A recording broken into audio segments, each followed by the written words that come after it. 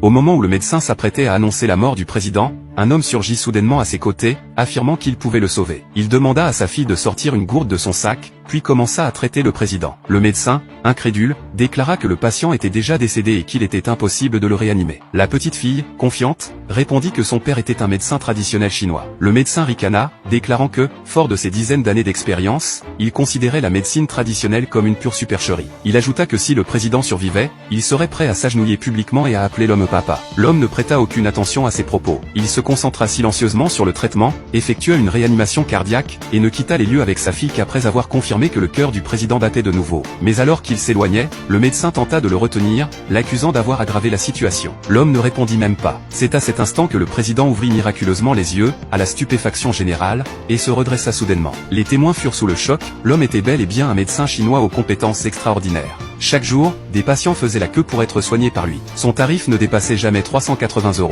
Pour les patients en grande difficulté, il n'hésitait même pas à ne demander que 0,50 €. Malheureusement, sa gentillesse n'avait pas été récompensée. 5 ans auparavant, sa femme, influencée par une émission de télévision, avait commencé à se moquer de lui, le traitant d'homme sans avenir, incapable de subvenir aux besoins de sa famille avec ses simples herbes médicinales. Elle l'avait alors abandonné sans hésiter, lui et leur fille, pour retourner avec son premier amour. Ce qui était encore plus révoltant, c'est qu'en voyant plus tard le succès de la boutique de l'homme, elle tenta de le faire tomber en faillite.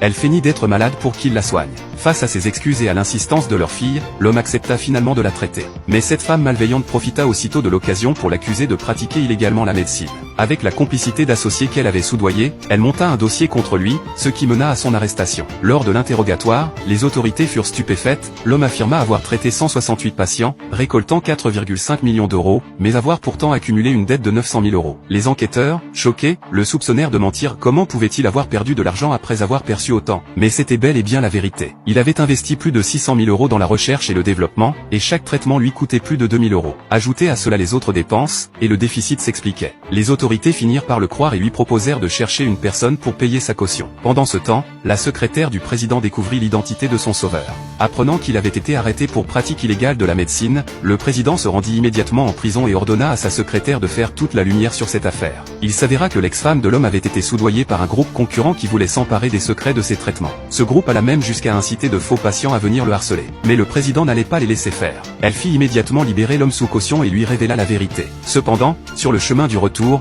ils furent entourés par une foule de patients qui exigeaient le remboursement de leurs frais médicaux. Ils expliquèrent que le groupe rival avait promis des soins entièrement gratuits. Mais leur joie fut de courte durée, ils découvrirent bientôt que le groupe avait frauduleusement modifié les contrats, et que chaque traitement leur serait facturé 100 000 €.